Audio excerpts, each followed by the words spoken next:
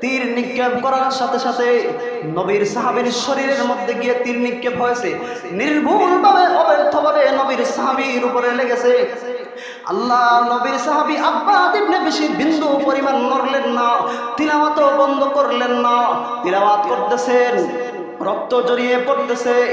নবীর সাহাবী তীর মারার পর ওই বেঈমান মনে করেছে তীর মনে হয় লাগে নাই, যেহেতু আওয়াজ শোনা যাচ্ছে, তিলাওয়াতের শব্দ শোনা যায়।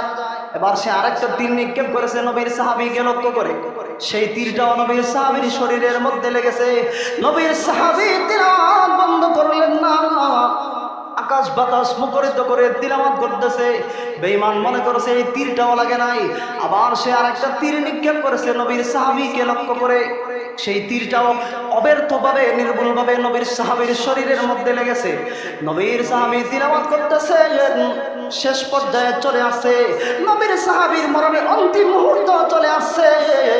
আজকে আমরা নামাজের ব্যাপারে গুরুত্ব নাই, অথচ সাহাবায়ে কেরাম এমন গুরুত্ব দিয়েছেন, সাহাবায়ে কেরামদের ভিতরে তীর ঢুকে গেছে, কিন্তু সাহাবায়ে কেরাম নামাজ ছেড়ে দেয়।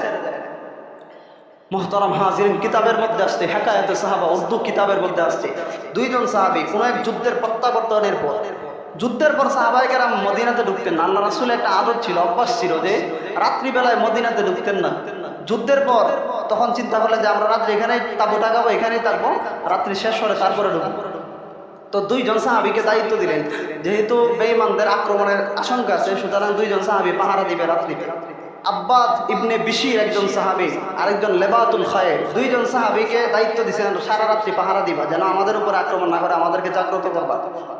তো অন্যান্য সাহাবীরা ঘুমিয়ে পড়েছে, দুই সাহাবী পাহারা দিবে। একজন চিন্তা করলো যে সারা রাত্রি দুইজন জেগে লাভ নাই, একজন রাত্রি অর্ধেক অংশ পাহারা দিব, আরেকজন বাকি অর্ধেক অংশ পাহারা দিব।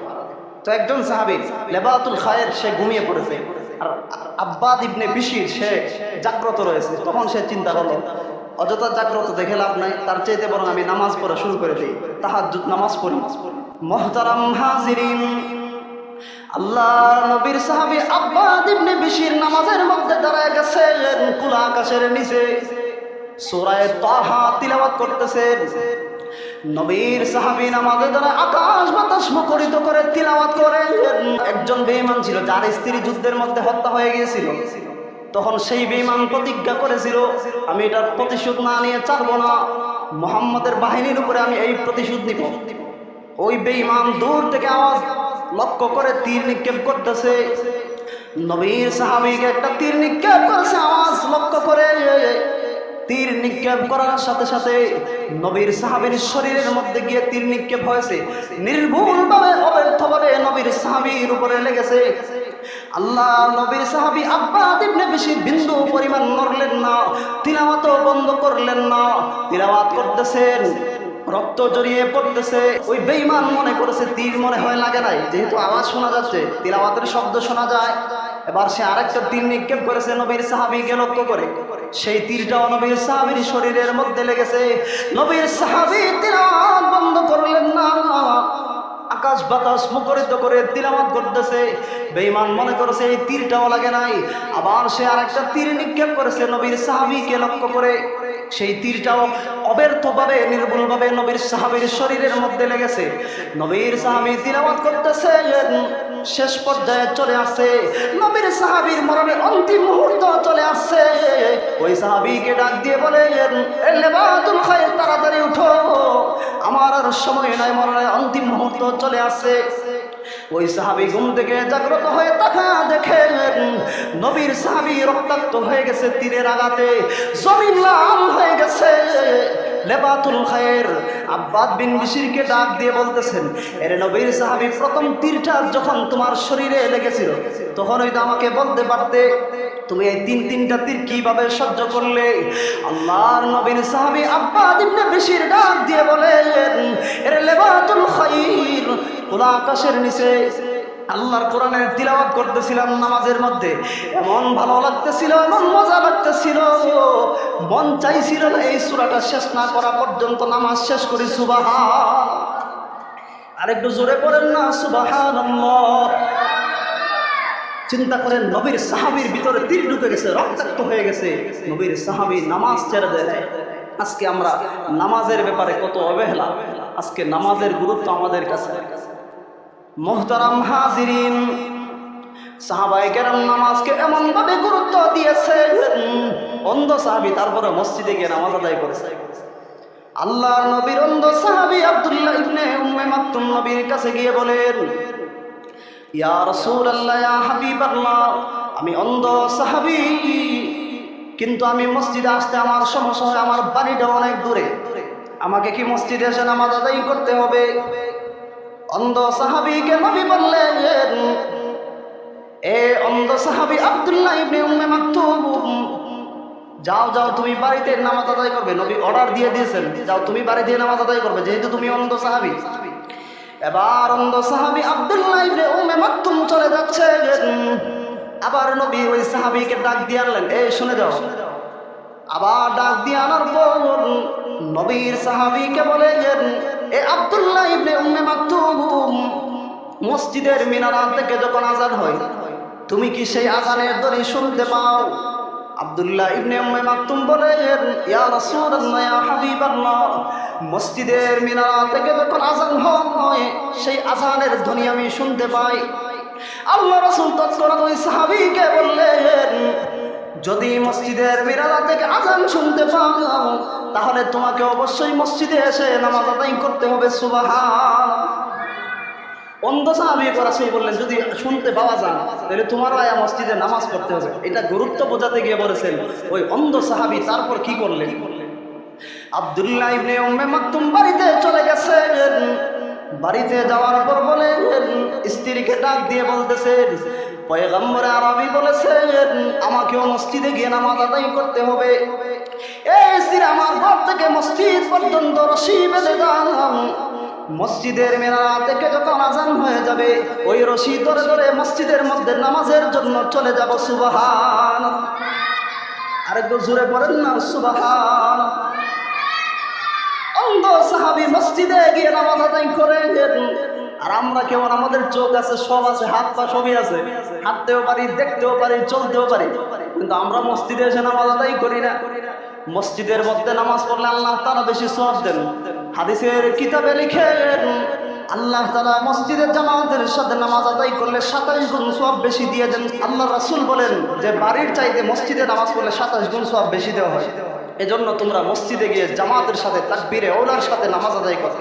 আমি ছোট বাচ্চাদেরকে বলাইতে মক্তবের মধ্যে যে 27 গুণ সওয়াব যদি বেশি পেতে চাও, একা একা নামাজ ছেড়ে জামাত ধরতে যাও, তো 27 গুণ সওয়াব আল্লাহ তাআলা বেশি দেয়। বাড়িতে পড়লে কি নামাজ হবে না? হ্যাঁ হবে, কিন্তু তার চাইতে মসজিদের মধ্যে নামাজ পড়লে সওয়াব বেশি। যাদের ওযর আছে তারা বাড়াতে পারবে, যাদের সমস্যা আছে। আজকে নামাজের গুরুত্ব আমাদের কাছে, অথচ ইসলামের 5টা স্তম্ভের মধ্যে একটা হলো নামাজ। কিতাবের মধ্যে লিখেন, বুনিয়াল ইসলাম আলা খামসাতি আরকানি ফিদ্দীন, সাওম ওয়া সালাত ওয়া যাকাত ওয়াল হজ্জ ওয়াশ শাহাদাতাইন, শাহাদাতু আল্লা ইলাহা ইল্লাল্লাহ ওয়া আন্না মুহাম্মাদুর রাসূলুল্লাহ। আল্লাহ রাসূল বলেন, বুনিয়াল ইসলাম আলা খামসাতি আরকানি ফিদ্দীন, ইসলামের 5টা স্তম্ভ আছে, ইসলামের 5টা ভিত্তি, যে ভিত্তির উপরে গোটা ইসলাম দাঁড়িয়ে রয়েছে। তার মধ্যে একটা হলো কালেমা, নামাজ, রোজা, হজ, যাকাত। এই 5টার মধ্যে যদি কেউ একটা স্তম্ভকে ছেড়ে দেয়, আল্লাহ রাসূল বলেন সে যেন গোটা ইসলামকেই ছেড়ে দিল। তার মধ্য থেকে একটা হলো নামাজ। আজকে নামাজের ব্যাপারে আমরা গাফেল। মুহতারাম হাজির, নামাজ এমন এক ইবাদত যেটার মাধ্যমে বান্দা বান্দি খারাপ কাজ থেকে বিরত থাকে।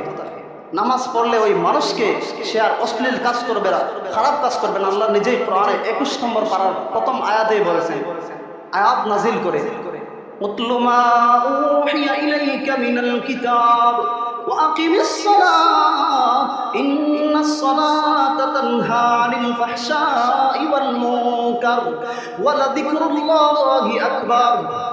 আল্লাহ বলেন, ইন্নাস সালাতা তানহা আনিল ফাহশাই ওয়াল মুনকার। নামাজ এমন এক ইবাদত, নামাজ যখন বান্দা বান্দি পড়বে, খারাপ কাজ থেকে ওই নামাজ তাদেরকে বিরত রাখবে।